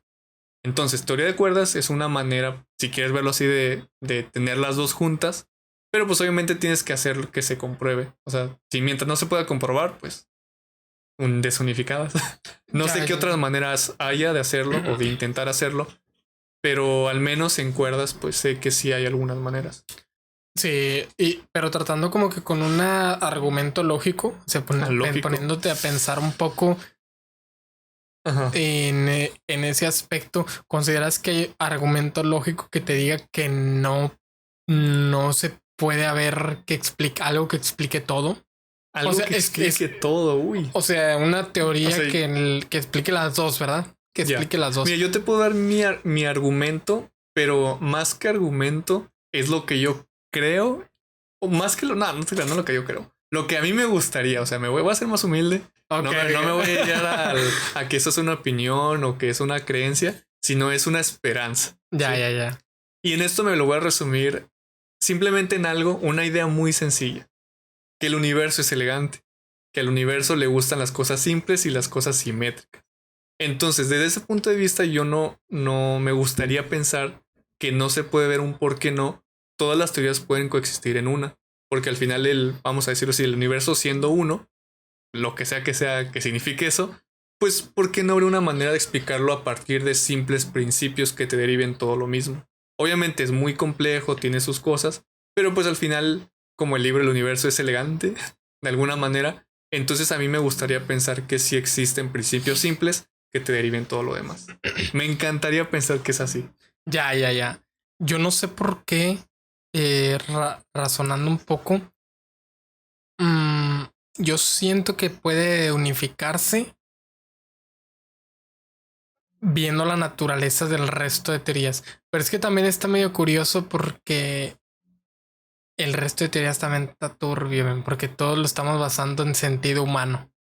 Porque al final de cuentas... A ver, antes, ¿a qué te refieres con resto de teorías? Sí, por ejemplo, la termodinámica, Ajá. la óptica, la gravedad en sí, ¿verdad? Que no necesitas, o sea, no cambias la física aquí y en Júpiter no cambia y en otra galaxia no cambia, ¿verdad? En ese aspecto. La electricidad no cambia la teoría aquí en Júpiter, así, ¿verdad? A eso me refiero. Ahora, son muy simétricos, no muy simétricos, como muy elegantes, con la palabra que tú mencionaste, ¿verdad? Bueno, utilizando ese razonamiento, no sé por qué algo me hace sentir como que o sea, ¿qué restricción te diría que esas 4 en una sola? ¿Verdad? O sea, no le veo como que se te restringe por esto. Hay filósofos que creen, actuales, contemporáneos, que no se puede por culpa de la cuántica, pero echarle la culpa a la cuántica a mí me parece medio feo. O sea, como que le dan la razón a la relatividad general y la cuántica al final de cuentas, si te pones a pensar, todo nuestro modelo de física de partículas y modelo estándar está basado, los fundamentos de eso, man, es una teoría que si la mueves al mundo real no tiene sentido. Así es. Entonces hay muchos filósofos contemporáneos que le echan la culpa a la mecánica cuántica de que eso no funcione. O sea, no juntar el agua y el aceite, así lo menciona en uno de sus libros, artículos. Ay, es que no olvidé el nombre de este filósofo. Por culpa de la cuántica, pero a mí se me hace feo echarle la culpa a la cuántica, ¿ven? Sobre todo porque son las que más me gustan. Y sobre todo porque yo no veo estas teorías chiquitas del cuántico expresadas en algo tan natural como la relatividad general. Es que, de hecho tiene sentido porque, bueno, obviamente también está el problema que me acuerdo que ese problema lo leía en un libro que se llama, es del fondo de, ¿cómo se llama? De cultura. De cultura, sí. Ajá, que se llama Física Cuántica para Filósofos. Y yo dije, pues es bien padre, ¿verdad? Y pues sí está padre, la verdad está muy bueno, se lo recomiendo. Primero te explica qué es una teoría y qué te constituye una teoría, formalismo, experimentación, ¿no? Entonces te dice, la mecánica cuántica no es una teoría en sí, sino es un formalismo, etcétera, etcétera, etcétera. Entonces, a lo que iba ya se me olvidó. Sí, que uno de esos justamente, como relacionándolo a lo que comentabas de o sea, la propia naturaleza, vamos a decirlo así, caótica, probabilística de la mecánica cuántica, es cómo a partir de esa naturaleza probabilística, caótica de la mecánica cuántica, tenemos un mundo como el de nosotros. O sea, eso es una pregunta muy buena, porque en qué momento se quiebra esa probabilidad y nosotros estamos aquí de manera no probabilística, es decir, estamos aquí, no estamos probablemente aquí o probablemente allá, ¿sabes? Y eso tal vez podría empatar con la propia relatividad, o sea, la relatividad de ninguna manera es probabilística, o sea, es lo que es. Entonces, ¿cómo lo vas a empatar con la mecánica cuántica? O sea, ¿realmente tendría sentido hacerlo de esa manera? Algo probabilístico con algo no probabilístico. También eso podría ser un argumento para decir que no se puede unificar. Yo creo. No sé. Y ese argumento como quiera se rompe si tú cuantificas la gravedad, ¿no? O sea, mandas la gravedad a ese mundo no determinista. Es que imagínatelo cómo, o sea, cómo podría funcionar la gravedad en un mundo no determinista, un mundo probabilístico. Ya. ¿Qué entenderías por qué funcione la gravedad? Porque de hecho eso nunca me lo había pensado. O sea, nunca me había planteado esa pregunta, es muy buena. O sea, nunca la había pensado. Sí. Ajá. Sí, pues, yo siento, o sea, si la mandas a ese terreno, a mandar la gravedad a ese terreno, en vez de mandar ese terreno, la cuántica acá con la gravedad, estaría medio sospechoso. Sí, estaría curioso. Híjole, no sé. O sea, más bien sería preguntar, porque bueno, tú te puedes preguntar cómo funcionan las partículas cuánticas o a grandes escalas. Pues bueno, lo vemos todos los días, pues aparentemente todo normal. Pero ¿cómo funciona la gravedad a escalas tan pequeñas? ¿Quién sabe? Y como quieras, si te pones a pensar, a veces sí hay una teoría que a veces sí le podría dar la razón a la mecánica cuántica. Si te pones a pensar y sin meter nada de partículas, man. Si te pones a pensar, la mecánica cuántica te dice que por mera probabilidad, en algún momento, si yo le pego algo, todas mis partículas se van a poner de acuerdo y lo puedo esquivar. Bueno, en física estadística, utilizando los principios de la física estadística y la entropía, hay una probabilidad mínima que me dice que puede pasar. Sí. O sea, siempre existe una probabilidad. Y no estoy metiéndome nada de cuántica. Pero también es porque en física estadística utiliza. Bueno, es que también depende del sistema, ¿verdad? Ok. Porque por ejemplo, o sea, uno de las metas de estudiar física estadística es estudiar, por ejemplo, el condensado de Bose-Einstein con las estadísticas de Fermi-Dirac, las estadísticas de Bose-Einstein, etcétera. Entonces también depende de cómo definirías tu sistema en ese sentido. Porque, bueno, es que te lo digo porque yo recuerdo mucho el curso de física estadística de Baez. Sí, y pues obviamente es hablar también de cuántica, tienes que saberlo sí o sí. Pero pues depende mucho el enfoque que le des, ¿verdad? Pero siempre va a tener una probabilidad. Sí, porque si te pones a pensar los principios de la física estadística que vemos en el curso de Baez, lo aplicamos a cuántica, pero podemos utilizar la función de partición, la gran función canónica y todo en cosas que no sean cuántica y aún así nos va a salir una mínima probabilidad de que pueda pasar esto. Ok. A lo que me refiero es que no es como que la mecánica cuántica, esto que te digo, que nuestras partículas se pongan de acuerdo y esquiven un objeto sólido, no es como que nada más la mecánica cuántica lo dice, sino que hay una teoría acá fuera de la mecánica cuántica, que es la física estadística, que respalda que existe una probabilidad muy ínfima, casi imposible de que pase. Pues es como que cuando, o sea, tú sueltas un vaso. Ajá. Entonces el vaso se va a romper, obvio. Ojo, tú dices, obviamente se va a romper. ¿Por qué? Porque es lo más probable que pase. Sí. Pero no, o sea, si toca el milagro, o sea, ya casi es un milagro, de que el aire vaya de cierta manera y de que el suelo esté de cierta forma, el vaso puede que se rompa y se vuelva a estar igual. ¿Por qué? Porque de entrada no hay algo que te diga eso no va a pasar. Simplemente es lo menos probable, pero puede pasar. Entonces supongo que eso es a lo que te refieres. Sí, a lo que me refiero es como naturalizar la mecánica cuántica. Decir naturalizar. O sea, no decir que no es tan ilógica como creemos. No es tan... sí, lógica, ¿verdad? O ¿cómo se dice que... ¿Intuitiva? No es tan contraintuitiva como creemos. Bueno, pues hablar de intuición en mecánica cuántica es complicado. Bueno, eso sí está ya para pensarlo con un filósofo. Eso estaría bueno para pensarlo con Morones, man. Sí, no, y él sí sabe mucho. O sea, con Morones probablemente él te pueda dar una mejor idea. Una respuesta, una idea más. O sea, porque él es muy complicado. Aplacarme, ¿verdad? Siéntese. Que te digas, sabes, está diciendo todo mal. Siéntese huerquillo. No, sí. Esa pregunta está buena, man. Esa pregunta la tengo que ver. Y pues bueno, man, terminamos. Ahora sí me sentí pleno hablando de partículas.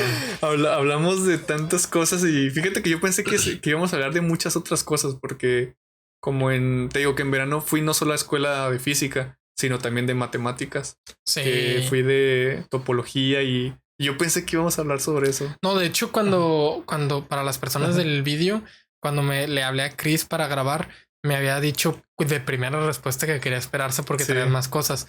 Entonces, cuando hice mis preguntas, dije, está bien, respetando la decisión de Chris, no lo voy a interrogar tanto a él. Para, para que el podcast no hable tanto de él. Y en nuestra tercera reinvitación podamos platicar de todo eso que hice. Y ahorita ponernos a hablar de partículas. Porque le dije a Chris que no me quedé ancho hablando de partículas con Vice. Como me quedaron ganas de hablar más de partículas, man. Me quedaron ganas de hablar más de partículas. También por el tiempo que traía, ¿verdad? Pero me quedaron ganas de hablar más de partículas. Entonces hice toda la estructura del bosquejo, man, de ahorita. Si te fijas, me metí muy poquito en lo que has hecho. Sí, o sea, de hecho sí es lo que me doy cuenta porque si hablamos hasta de gran unificación, de qué es la nada. Sí. Pues estuvo bueno y ni siquiera me di cuenta. Eso solo dice que hice bien mi bosquejo. Estuvo bueno. No, la verdad estuvo muy bueno porque, o sea, yo sí venía muy animado a hablar de que no, pues chance y hablamos ahí de topología algebraica o algo así. Pero estuvo bueno. Es que te digo, o sea, se vienen más cositas que... Ya después iremos platicando. Sí, antes de que te vayas de Monterrey, dime, para que caigas antes de que te vayas de Monterrey, man. Qué bien que viniste aquí, man. Este espacio, ya sabes, muy cambiado. Muy cambiado, pero no, muy bueno. No conociste ni la...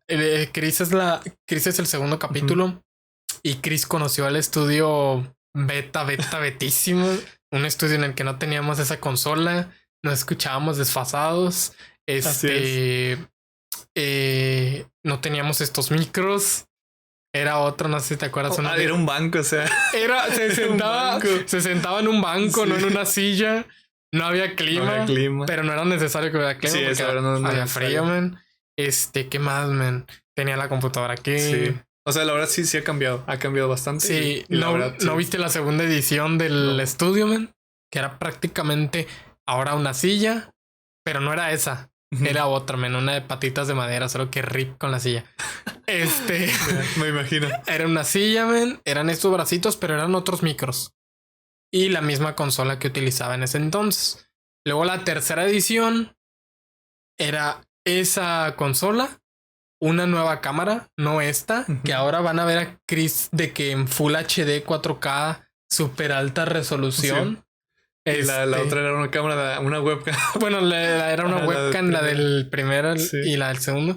La tercera era una Logitech Brio 4K, men. Esa era una hostia, que tampoco crean que yo aquí tengo una camarita mugrosa, no. Era un ostión. Esta es la cámara que utiliza Auron Play en sus streams. ¿De vlog? Hasta de vlog podría ser. Acá se verá, ok. Hostia, ¿qué le pegué? O sea, no crean ustedes que es una camarita mugrosa. Y ahora moví todo. Está todo reestructurado. Estamos más cerca. Te decía de que ahora podía ser incómodo. Y ahora ya está la separación. La separación. Sí. Y ahora está siendo grabado con una Canon, EOS M50. Una Canon. No sé de cámaras, pero suena bien. Sí, está mejor que la mía. Está mejor que la que me graba a mí. Una Canon M50 y nuevos micros. Y se escucha muy padre, ¿eh? No me dejarán mentir que se escucha muy padre. Te escuchas fino. O sea, te escuchas con una voz que dices, yo soy un locutor increíble. Sí, nuevos micros, nueva consola. Entonces llegaste en un podcast súper chido. Y pues espero puedas tener una tercera edición, man. Ahora sí, la gente que vea este podcast no va a dormir hablando de física de partículas. Sí, ya, o sea, ya hablamos de cuerdas, partículas, gravedad cuántica, lo que ustedes se imaginen. La nada. De la nada, pero... espérate los clips. Opina, ojalá que haya alguien, un filósofo que esté viendo esto que nos diga sobre la nada. O sea, estaría padre. Sí. Estaría padre. Porque, por ejemplo, con Eladio, él está muy enfocado a las tecnologías, man. Sí me gustaría platicar con un filósofo científico. De hecho, otro tema que puede ser pendiente para después es hablar de la inteligencia artificial y su uso en física. Por ejemplo, hay ramas como había leído que ramas de materiales, sobre todo, que utilizan inteligencia artificial para hacer materiales que obviamente se adapten a lo que tú necesitas. Ya. Entonces, obviamente, pues, ¿dónde está la labor del científico? No sé, algo así. No sé. Man, yo utilizo las sillas para hacer tareas. Imagínate una que te proponga un lagrangiano. Estaría bueno. Ya solo tú te das la chamba de ver que la granjea no tenga sentido físico, ¿verdad? Podría ser. Oye, tiene razón. Entonces, tiene razón. Es un buen tema para después. Pues sí, muchas gracias por venir. Sabes que estás invitadísimo, man, en cualquier momento. Y pueden pasarse a ver el vídeo completo en YouTube. Los clips en Facebook, escucharlo en Spotify, en Apple Podcasts, en Evox, Donde se imaginen. en unas páginas chinas, man. Ahí me sale. Páginas chinas. Si buscas mi podcast, salen unas páginas chinas con publicidad engañosa, bien random. Qué rollo con eso. Está raro. Ahorita te las muestro. Me salen unas páginas chinas bien extrañas. Pero pues, saben que ahí pueden escucharnos. Menos en las páginas chinas. Menos ahí. Pero bueno, ¿dónde lo dice el que se la pasa viendo streams de indonesas bailando, man. Esos streams están buenísimos. Sí, los veo en tu historia y cuando los veo digo, no, otra vez no. No, man. Ojalá vean este clip las indonesas. Sí se dice indonesio, ¿verdad? No sé cómo se diga, yo creo que sí. No, me siguen en TikTok, man. ¿Ah, en serio? Sí. Y yo diciendo que no. Me siguen en TikTok. Okay, bueno, así que saludos a que Mostaza. baila reggaetón. A Mostaza, Ketchup y a Fresita. Y terminamos. Que viva Indonesia. Man.